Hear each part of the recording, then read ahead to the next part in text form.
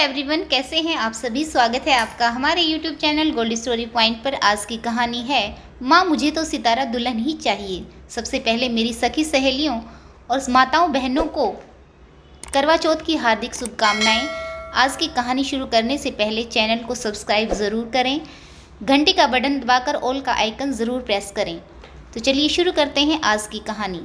मनीष की माँ, कब ला रही हो बहू? अब तो बेटा नौकरी भी लग गया, अब तो उसका ब्याह कर दो। रीमा जी की पड़ोसन ने उनसे जब यह बात कही तो रीमा जी बोली, क्या बोलूं बहन, आजकल के बच्चे मानते कहाँ हैं। खुद से कोई लड़की पसंद करता नहीं। मैं जो लड़की पसंद करती हूँ उसे देखने जाता नहीं। पता नहीं इसे कैसी लड़की चाहिए।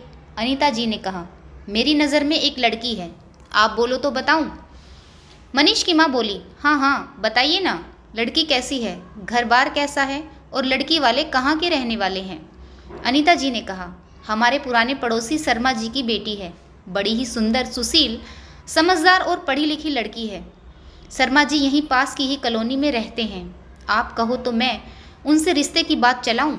रीमा जी ने बीच में ही टोका और अनीता जी से कहा, अभी रुक जाइए, एक बार मैं मनीष से बात कर लूँ। पहले वह बिना बताए लड़की को देख आएगा, फिर हम आगे बात बढ़ाएंगे। जीवन भर के साथ के लिए एक मुलाकात ज़रूरी है। अनीता जी बोली, यह तो आप सही कह रही हैं। अगर मनीष को ही लड़की पसंद नहीं आई तो फिर आगे बात बढ़ाने का क्या फ़ायदा। अगले ही दिन अनीता जी ने रीमा को शर्मा जी के घर का पूरा पता दे दिया। रीमा अपने बेटे मनीष से बोली, बेटा एक बार इस पते पर जाकर लड़की को देख लेना। अगर तुम्हें लड़की अच्छी लगे तभी हम आगे बात बढ़ाएंगे, वरना तुम जैसे कहोगे वैसा ही करेंगे। मनीष ने माँ से कहा, मगर मुझे लड़की पसंद नहीं आई तो आप लोग मुझ पर कोई ज़ोर ज़बरदस्ती मत करना। रीमा जी हंसते हुए बोली, हाँ बिल्कुल नहीं करेंगे, तू लड़की देखने के लिए हाँ तो कर।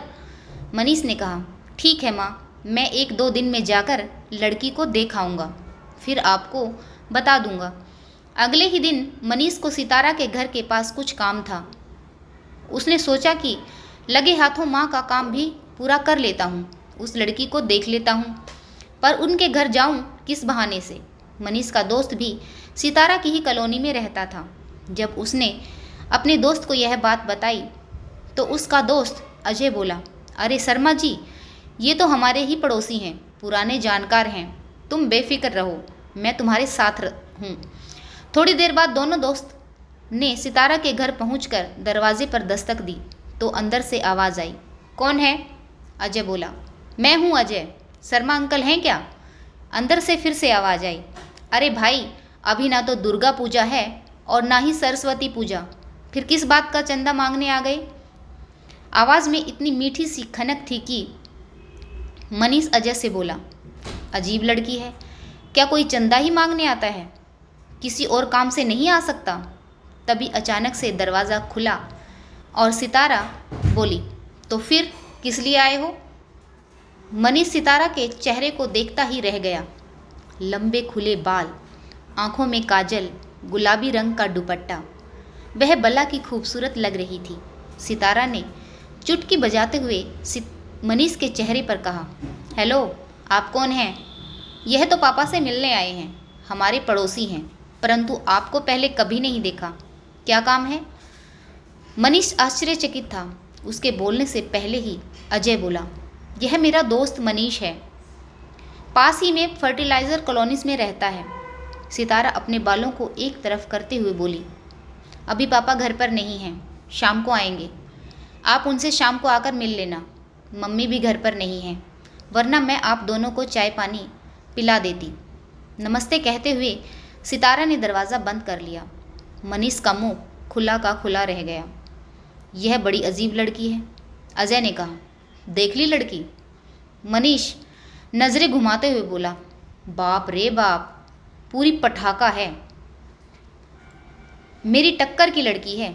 अगले दिन मनीष की माँ बोली, मनीष तुम लड़की देखने कब जा रहे हो? मनीष मुस्कुराया और बोला, माँ मैं तो लड़की देख भी आया। रीमा जी ने उसे आंखें फाड़ कर देखा और बोली, तू देख भी आया और मुझे बताया भी नहीं, कैसी लगी लड़की? मनीष बोला, अरे माँ, आपने तो मुझ पर सीबीआई ही बिठा दी। जरा रुको, अभी बताता हूँ। मुझे लगता है कि अब आपको अपनी तलाश यहीं रोक देनी चाहिए। मुझे आपके सपनों की बहू मिल गई है। रीमा जी ने यह खुशखबरी अनीता जी को दी तो अनीता जी ने भी देर न लगाते हुए शर्मा जी को यह खुशखबरी भिजवा दी। नेक लड़का, अच्छी नौकरी, भले लोग मिलें तो कोई भी बाप अपनी बेटी का रिश्ता करने में देरी भला क्यों करेगा। 2 दिन बाद ही शर्मा जी मनीष के घर अपनी बेटी का रिश्ता लेकर पहुंच गए। करीब 10 दिन के बाद सगाई की तारीख तय की गई और अगले महीने ही शादी की तारीख भी तय हो गई। शादी के बाद मनीष अक्सर ही सितारों को यह कहकर चिढ़ाता रहता है, तुम्हारी वह पहली झलक मुझे ज़िंदगी भर याद रहेगी, जब तुमने मुझे पहली मुलाकात में ही अपने शब्दों से घायल कर दिया था। मनीष सितारा से कहता है, सच कहते हैं, ज़िंदगी भर के साथ के लिए एक मुलाकात ज़रूरी होती है। आशा करती हूँ आप सभी को यह कहानी ज़रूर पसंद आई होगी। कहानी पढ़ने के लिए आप सभी का एक बार फिर से बहुत बहुत धन्यवाद। वंदे मातरम। जय हिंद। भारत माता की जय। जय जवान जय किसान।